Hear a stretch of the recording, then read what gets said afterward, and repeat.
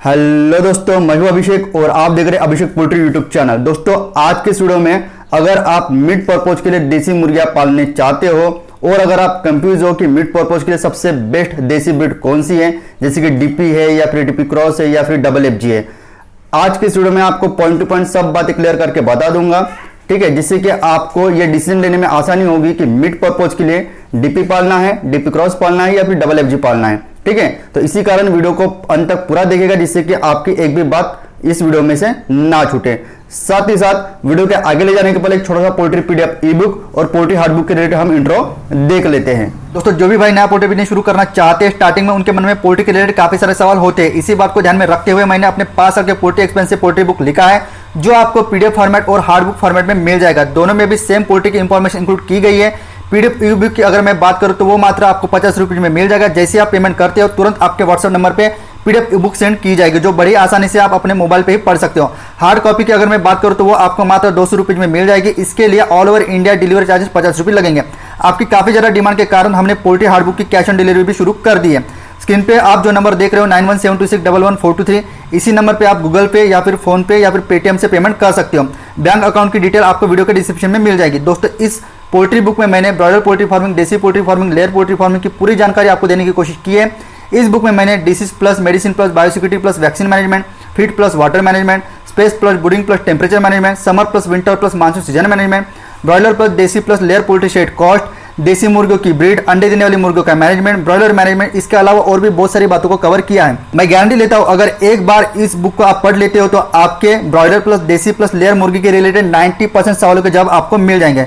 अगर आपको भी ये पोल्ट्री पीडीएफ ई बुक या पोल्ट्री हार्डबुक चाहिए तो बुक की प्राइस गूगल पे, फोन पे या फिर पेटीएम पे पेमेंट करके उसकी पेमेंट की स्क्रीनशॉट आपको 9172611423 इस व्हाट्सएप नंबर पे सेंड करना है। कृपया पोल्ट्री बुक के अलावा किसी अन्य कारण के लिए व्हाट्सएप पे मैसेज ना करें।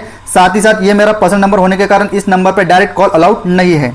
देखिए, वीडियो के आगे ले जाने के पहले सबसे पहले मैं आपको समझाकर ये बता देता हूँ कि ये तीनों भी जो ब्रीड होती है वो कितना दाना खा के कितना मतलब दिन लेती है 1 किलो का वजन गेन करने के लिए। उसके बाद फिर मार्केटिंग को आपको कौन सी ब्रीड अच्छी रहेगी, उसमें क्या दिक्कतें आने वाले और उसके क्या स्पेसिफिकेशन है, इसके बारे में बात करेंगे। सबसे पहले बात कर लेते हैं ओरिजिनल डीपी की, डीपी क्रॉस की नहीं, ओरिजिनल डीपी की। देखिए, ओरिजिनल डीपी का जो भी बर्ड होता है वो तकरीबन 3.5 से लेकर 4 किलो फीड खाएगा और 85 से लेकर 90 दिनों में 1 किलो का वजन गेन करता है। ठीक है, पॉइंट क्लियर होगा। उसके बाद बात कर लेते हैं डीपी क्रॉस की। देखो, डीपी क्रॉस का जो भी बर्ड होता है वो तकरीबन 70 से लेकर 75 दिनों में 3 से लेकर 3 किलो 300 ग्राम फीड खा के तकरीबन 1 किलो का वजन गेन करता है। ठीक है, उसके बाद बात कर लेते हैं डबल एफजी की। डबल एफजी की अगर मैं बात करूं तो तकरीबन 30 से लेकर 35 दिनों में 2 किलो से लेकर 2 किलो 600 ग्राम फीड खा के 1 किलो का वजन गेन करता है।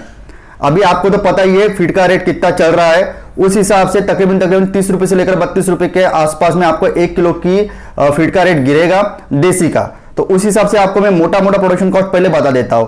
आपको मोटा मोटी अगर रेडीमेड फीड के ऊपर ही अगर आप पालते हो इन तीनों भी ब्रीड को तो तकरीबन जो भी ओरिजिनल डीपी का जो भी बर्ड होता है उसके लिए 1 किलो की प्रोडक्शन कॉस्ट रहेगी तकरीबन 135 से लेकर 142 रुपए।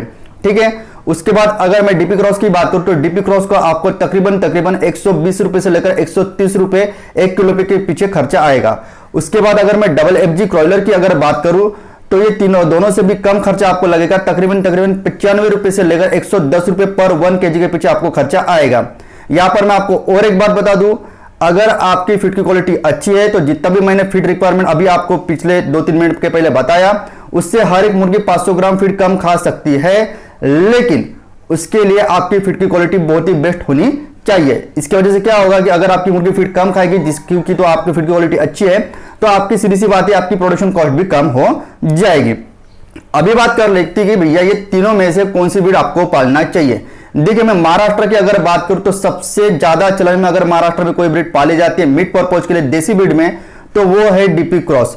ठीक है, डीपी क्रॉस का एक बेसिक सा फंडा है कि वो मतलब इसका फीड कन्वर्शन रेशियो काफी अच्छा है और महाराष्ट्र में इसका मार्केट भी काफी ज्यादा है, जिस कारण महाराष्ट्र के 90% तक के मीट पर्पज के लिए डीपी क्रॉस की फार्मिंग की जाती है। डबल एफजी की जाती है लेकिन वो 5 से लेकर 6% ही है। अगर मैं नॉर्थ इंडिया की अगर बात करूं तो वहां पर डबल एफजी के 90 से लेकर 70% तक के वहां पर फार्मिंग की जाती है, क्योंकि उनके यहां पर उसका मार्केट अवेलेबल है। बात समझ में आ गई। सबसे बेसिक सा फंडा है कि कौन सी भी पोल्ट्री फार्मिंग करते समय आपको पहले चेकआउट करना पड़ेगा कि आपके एरिया में उसका मार्केट अवेलेबल है या फिर नहीं। तीसरे इस नंबर पे आता है ओरिजिनल डीपी। ओरिजिनल डीपी की फार्मिंग उसको करनी चाहिए जिनको स्मॉल क्वांटिटी में बैकयार्ड पोल्ट्री फार्मिंग करनी है, मतलब मान के चलिए 50, 100, 200 बर्ड पालने हैं और बैकयार्ड पोल्ट्री फार्मिंग में थोड़ा बहुत उनको खाना दे रहे, फीड रेंज सिस्टम से आपकी मुर्गियां बड़ी हो रही है। तो ऐसे समय में आपको ओरिजिनल डीपी की मुर्गी पालना चाहिए। उसके पीछे का एक कारण है कि जो ओरिजिनल डीपी की जो मुर्गी होती है वो 95% तक के ओरिजिनल देसी मुर्गी के तरफ से दिखती है, मैच करती है उसके तरफ से। इस कारण जैसे वो 4 महीना 5 महीने फ्री रेंज सिस्टम में 1 किलो का बनेगी तो आप आराम से उसको 350 रुपए लेकर 400 रुपए किलो तक के ओरिजिनल देसी मुर्गी के रेट में बेच सकते हो। उसको पहचानना तकरीबन नामुमकिन है कि यह ओरिजिनल देसी की मुर्गी है या फिर नहीं। बात समझ में आ रही है? तो ये तीनों को भी फार्मिंग करते समय सबसे महत्वपूर्ण इंपॉर्टेंट जो बात आती है वो मार्केटिंग की। अगर आपकी तरफ मार्केट अवेलेबल है तो आप ये तीनों भी ब्रीड को अपने यहां पर पाल सकते हो, उसमें कोई भी आपको दिक्कत नहीं आने वाली है। लेकिन आपके एरिया में डीपी क्रॉस और डबल एफजी का मार्केट होते समय में भी अगर आप ओरिजिनल डीपी की फार्मिंग करते हो तो ऐसे में आपको थोड़ा सा दिक्कत आ सकती है। उसके पीछे का कारण यह है कि डबल एफजी और डीपी क्रॉस का एफसीआर काफी अच्छा होने की वजह से वो कम दिनों में काफी अच्छा वजन गेन कर लेगी।